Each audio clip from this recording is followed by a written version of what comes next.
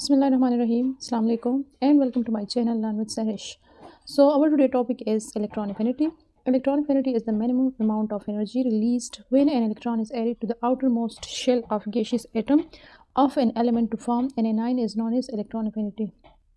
अच्छा, तो electron affinity हमारे पास वो एनर्जी है जो कि किसी भी एलिमेंट के एटम के आउटर मोस्ट शेल में जब हम इलेक्ट्रॉन को ऐड करते हैं और उस दौरान जो एनर्जी रिलीज्ड होती है तो उसको इलेक्ट्रॉन एफिनिटी बोलते हैं।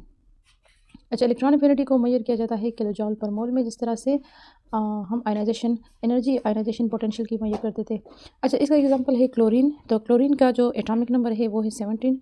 तो फर्स्ट शेल में इसके होते हैं 2 इलेक्ट्रॉन, इसी तरह से सेकंड शेल में इसके होते हैं 8 इलेक्ट्रॉन और थर्ड शेल में होते हैं 7 इलेक्ट्रॉन। तो यहाँ पर इसको 1 इलेक्ट्रॉन की ज़रूरत है ताकि इसका आउटर मोस्ट शेल कंप्लीट हो जाए, ऑक्टेट जो है उसका कंप्लीट हो जाए और स्टेबल हो जाए।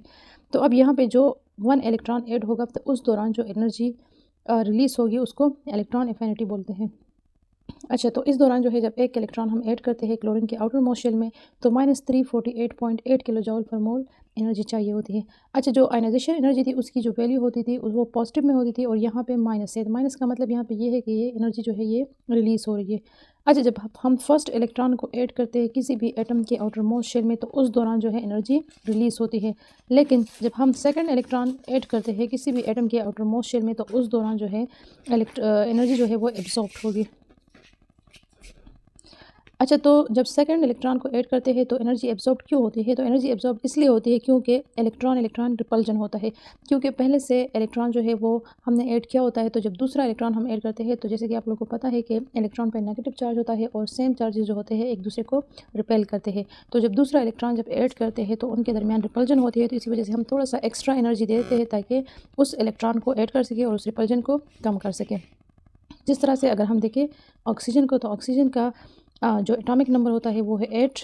तो यहाँ पे इसकी जो फर्स्ट शेल है उसमें हमारे पास 2 इलेक्ट्रॉन होते हैं और सेकंड शेल जो है उसमें होते हैं 6 इलेक्ट्रॉन। अच्छा, तो यहाँ पे इसकी ऑक्टेट को कंप्लीट करने के लिए 2 इलेक्ट्रॉन चाहिए होते हैं।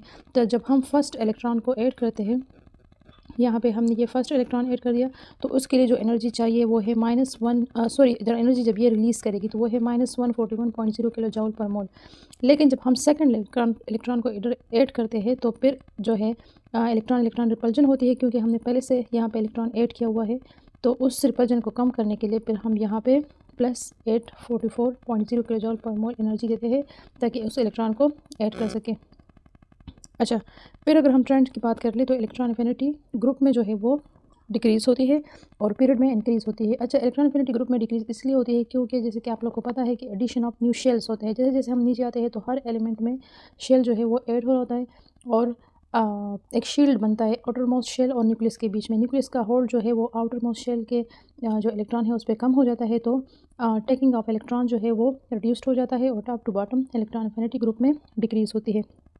लेकिन अगर हम पीरियड की बात कर ले लेफ़्ट टू राइट तो शेल ऐड नहीं होते, बल्कि in the same shell electron add होते हैं और शील्ड जो होते हैं आउटर मोस्ट शेल और न्यूक्लियस के बीच में कम होते हैं। तो इसी वजह से इलेक्ट्रॉन लेना जो है वो ज़्यादा होता है, ठीक है, उसकी टेंडेंसी ज़्यादा होती है न्यूक्लियस की। तो इसी वजह से टॉप टू बॉटम जो है लेफ़्ट टू राइट जो है इलेक्ट्रॉन एफिनिटी इंक्रीज़ होती है।